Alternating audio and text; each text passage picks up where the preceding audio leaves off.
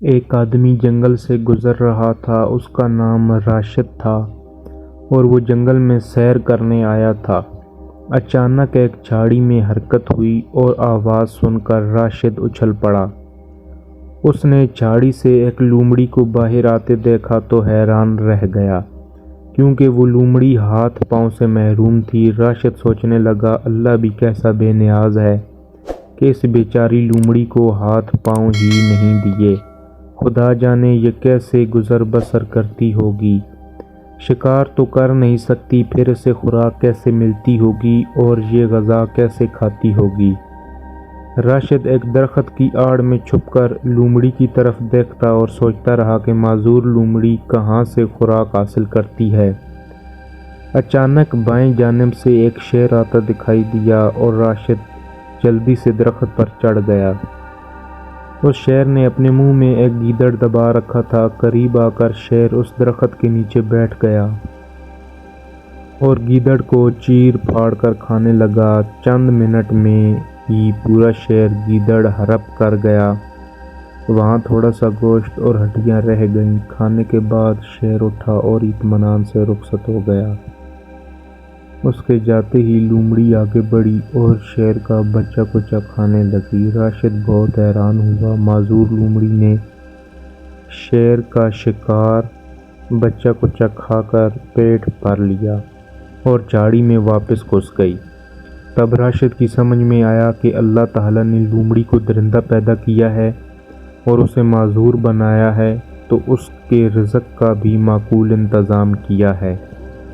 اس طرح کہ لومڑی کو بھاگ دوڑ کرنے کی ضرورت ہی نہیں پڑتی اور اس کے لیے خوراک وہیں پہنچ جاتی ہے۔ راشد سست اور کامچور آدمی تھا۔ دوسرے دن وہ پھر جنگل میں جا پہنچا اور لومڑی کی جھاڑی کے سامنے والے درخت پر چڑھ کر بیٹھ گیا۔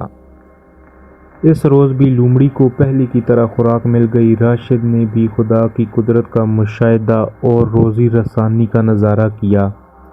اچانک اس کے دل میں خیال آیا، جو خدا اس معذور لومڑی کو رزق عطا کرتا ہے اور اس کی غذا اس کے پاس پہنچاتا ہے، وہ میرا خدا بھی تو ہے۔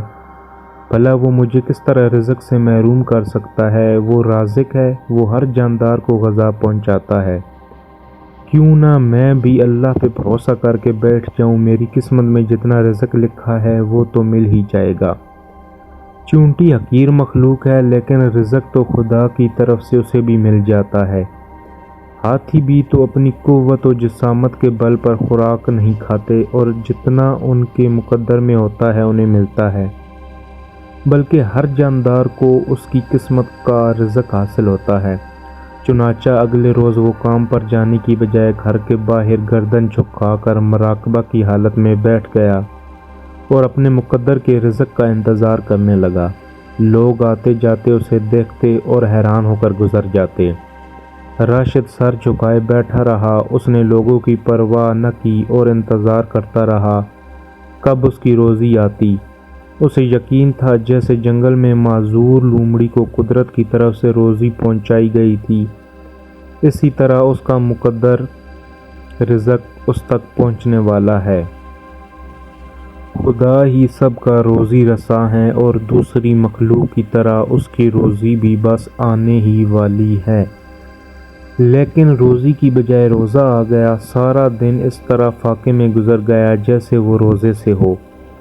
وہاں سے گزرنے والوں نے یہ حیرت تو ضرور دیکھا کہ ایک اچھا بھلا صحت مند جوان راہگیر پر بھکاریوں کی طرح سر جھکائے بیٹھا ہے، مگر کسی نے یہ معلوم کرنے کی زحمت نہ کی کہ اسے کیا تکلیف ہے، کیوں وہ وہاں بیٹھا اپنا ٹائم ضائع کر رہا ہے۔ آخر اس پر کیا افتاد پڑی ہے؟ اگر وہ کسی دکھ میں مبتلا ہے تو اس کا اظہار کیوں نہیں کرتا؟ اگر بھکاری ہے تو بھیک کیوں نہیں مانگتا؟ سپہر ہو گئی اور قریب ہی کی مسجد میں اذان ظہر ہونے لگی۔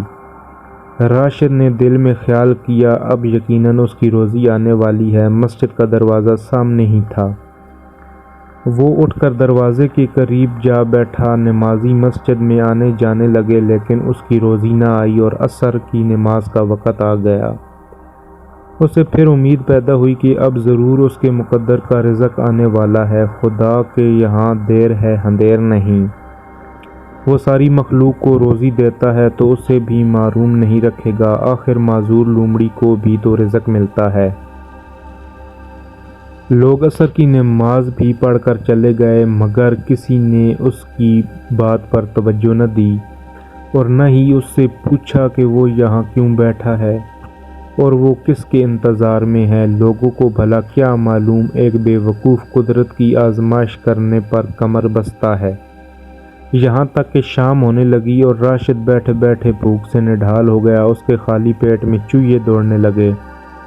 تب اسے ایک غیبی آواز سنائی دی، کسی نے غیب سے اسے مخاطب کر کے کہا، راشد تو یہاں کیوں معذور لومڑی بنا بیٹھا ہے؟ تمہیں تو ہاتھ پاؤں عطا کیے گئے ہیں، اس لیے معذور لومڑی مت بنو، چیرنے پھاڑنے اور شکار کرنے والا شیر بن جاؤ۔ اللہ تعالیٰ نے انسان کو ہر مخلوق سے افضل اور طاقتور بنایا ہے، چنانچہ آدمی کو اپنی طاقت اور محنت اور اپنے اہل و عیال کے لیے کمانا چاہیے۔ یہ بات آدمی کے لیے باعث شرم ہے کہ وہ دوسروں کی کمائی کھائے، بلکہ اسے اتنا کمانا چاہیے کہ اس سے اللہ کے بندوں کو بھی فائدہ پہنچے۔